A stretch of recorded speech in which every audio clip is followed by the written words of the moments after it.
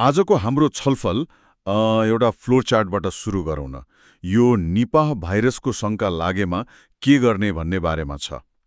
पहिलो नजरमा यो कुनै सामान्य सरकारी कागजात जस्तो लाग्न सक्छ, तर यसलाई गहिरिएर हेर्दा यो त एउटा एक्सन प्लान हो, कुनै अदृश्य दुश्मनसँग लड्ने युद्धको योजना जस्तै।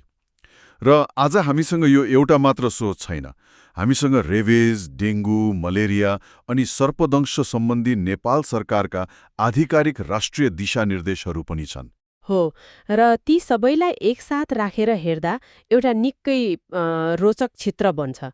यी केवल नियमका किताबहरू मात्र होइनन्, यी त सङ्कटको समयमा हाम्रो स्वास्थ्य प्रणालीले कसरी सोच्छ, कसरी प्रतिक्रिया दिन्छ भन्ने कुराको ऐना हुन्। हरेक रोगको लागि फरक रणनीति, फरक हतियार। हो, ठ्याक्कै। र आजको हाम्रो उद्देश्य त्यही चित्रलाई बुझ्नु हो। हामी निपाहको यो विस्तृत योजनालाई केन्द्रमा राख्दै नेपालको स्वास्थ्य प्रणालीले विभिन्न संक्रामक रोगका खतराहरूसँग जुझ्न कस्तो तयारी गरेको छ भनेर गहिरो विश्लेषण गर्नेछौँ।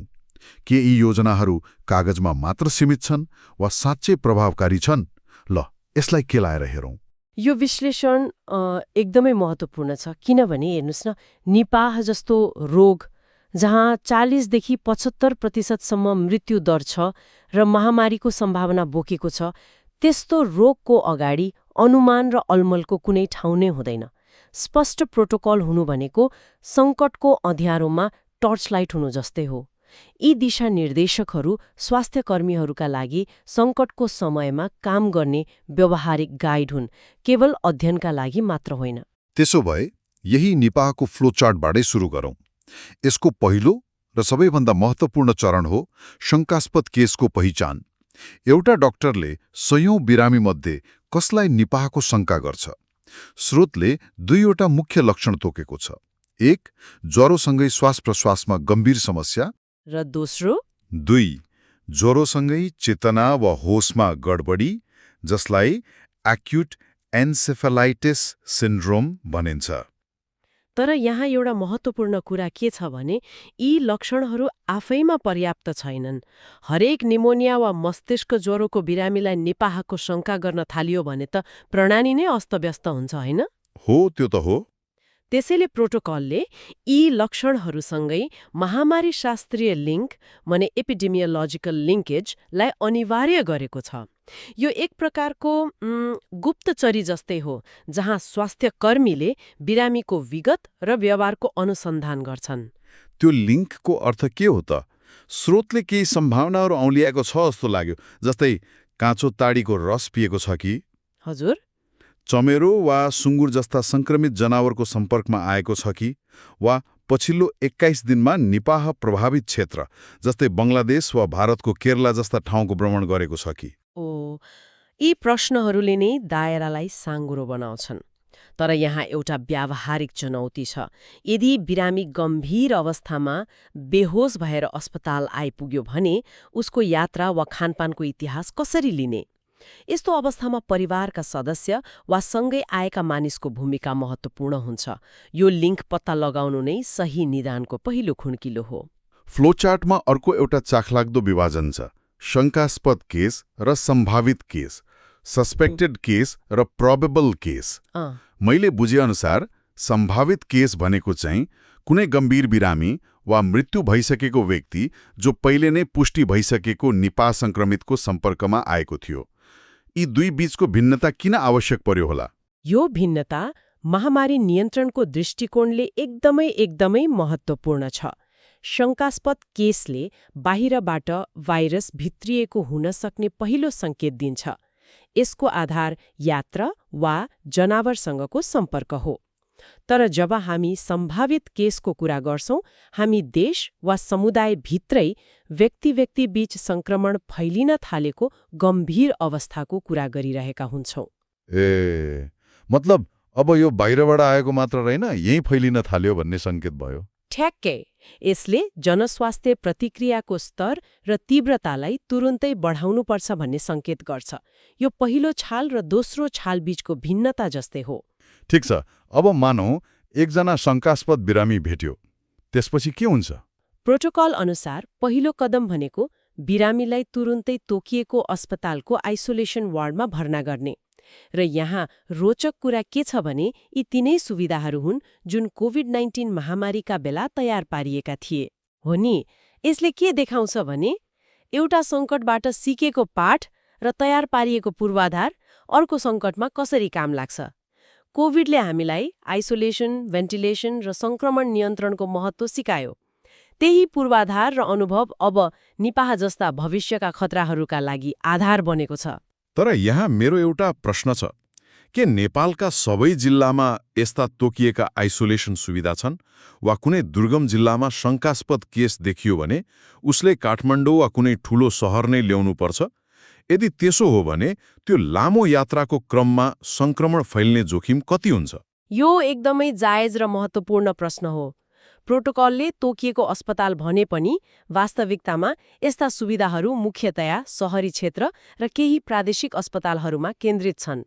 दुर्गम क्षेत्रमा शङ्कास्पद केस भेटिँदा सुरक्षित यातायात मतलब सिक्योर ट्रान्सपोर्टको व्यवस्था गर्नु एउटा ठूलो चुनौती हो। यसले हाम्रो प्रणालीको एउटा सम्भावित कमजोर बिन्दुलाई देखाउँछ। योजना जति राम्रो भए पनि त्यसको कार्यान्वयन भूगोल र स्रोतको उपलब्धतामा निर्भर गर्छ।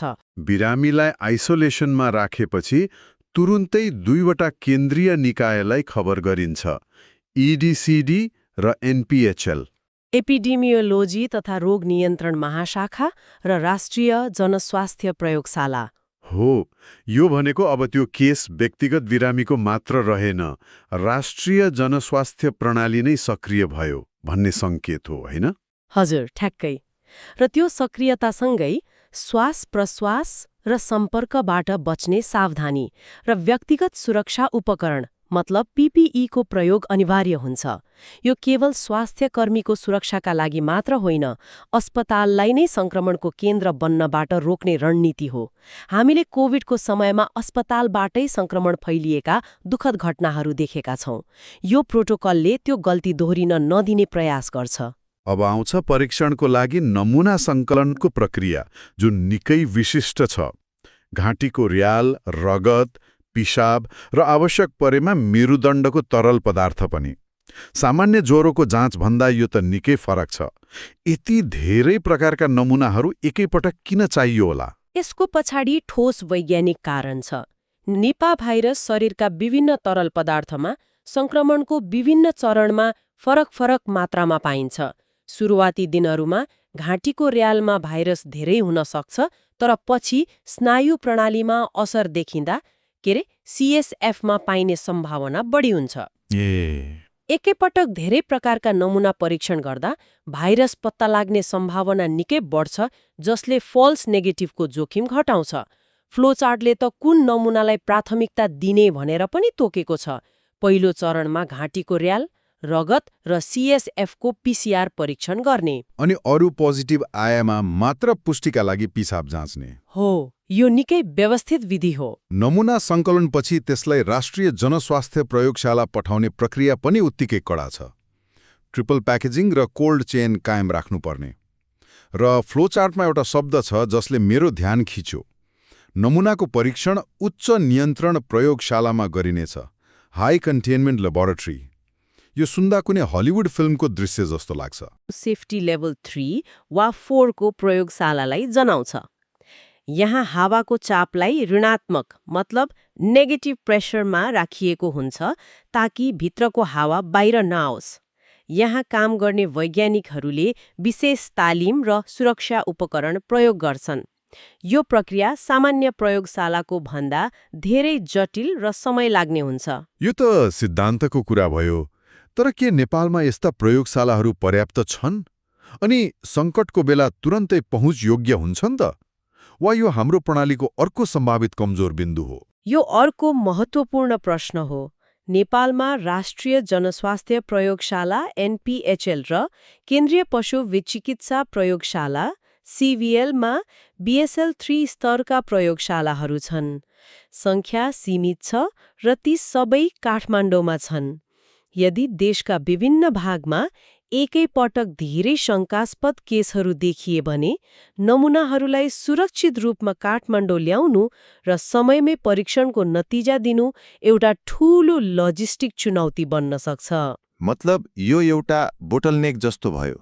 हो, यो निश्चित रूपमा हाम्रो प्रणालीको एउटा बोटलनेक वा साँघुरो बिन्दु हो जसमा भविष्यमा ध्यान दिनु आवश्यक छ। प्रोटोकलमा अझै अर्को तहको सुरक्षा जाँच पनि रहेछ।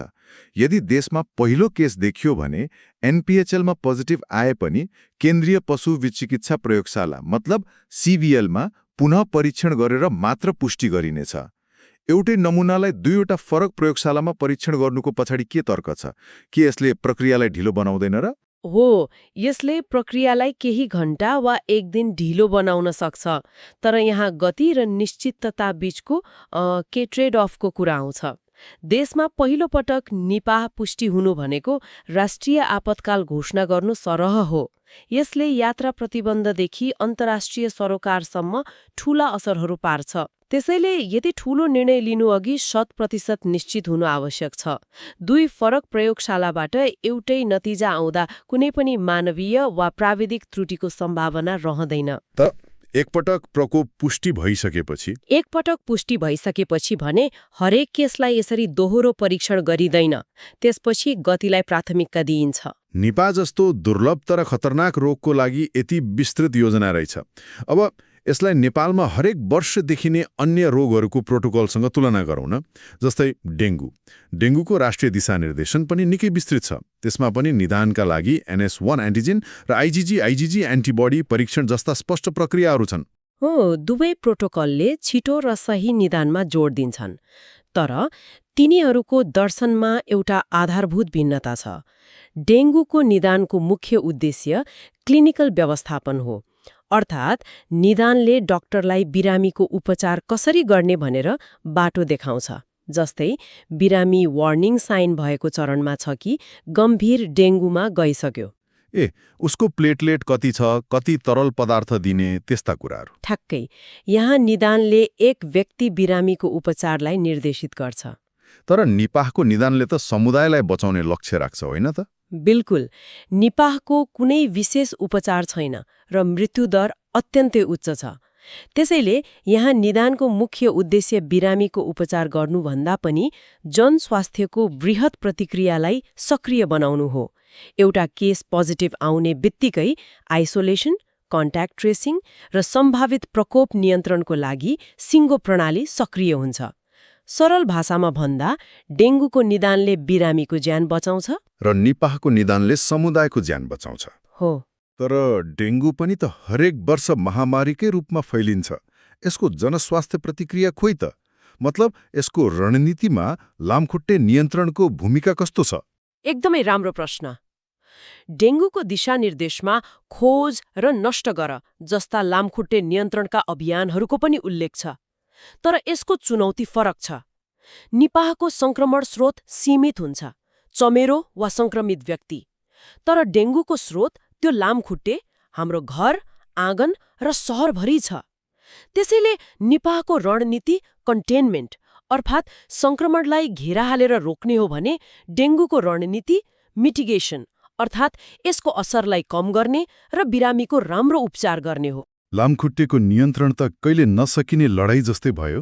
हो नि। अब रेबिजको कुरा गरौँ। यसको दिशानिर्देश पनि रोचक छ।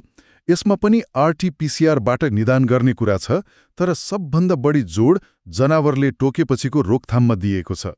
त्यो पोस्ट एक्सपोजर प्रोफाइलाक्सिसमा हो, र यसले के देखाउँछ भने हरेक रोगको प्रोटोकल त्यसको प्रकृति अनुसार तयार पारिएको हुन्छ। रेबिज जुन लक्षण देखिएपछि लगभग 100% घातक छ, तर यसको संक्रमण अवधि इन्क्युबेसन पिरियड लामो हुन्छ। टोकेको केही हफ्ता वा महिनापछि मात्र लक्षण देखिन्छ। यो लामो अवधिले हामीलाई एउटा सुनौलो अवसर दिन्छ। भाइरसलाई मस्तिष्कसम्म पुग्नबाट रोक्ने अवसर?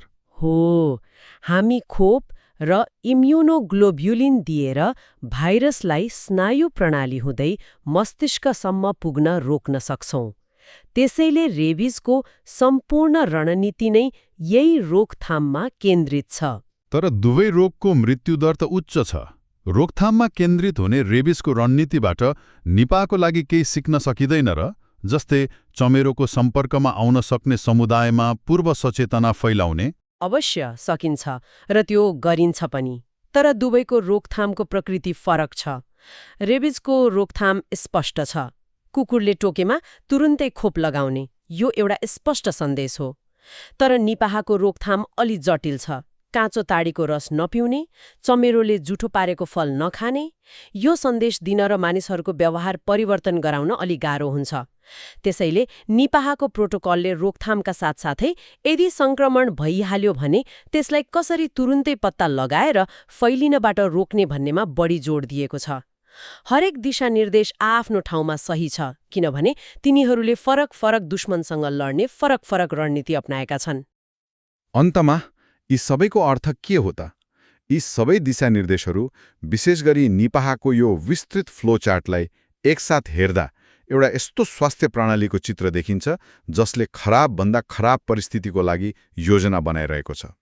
यो केवल बिरामीको उपचार गर्ने कुरा मात्र होइन, यो त निगरानी, द्रुत प्रतिक्रिया, प्रयोगशालाको क्षमता र नियन्त्रणको एउटा सिङ्गो चक्र हो। यहाँ सबैभन्दा महत्त्वपूर्ण कुरा भनेको व्यवस्थित दृष्टिकोण हो।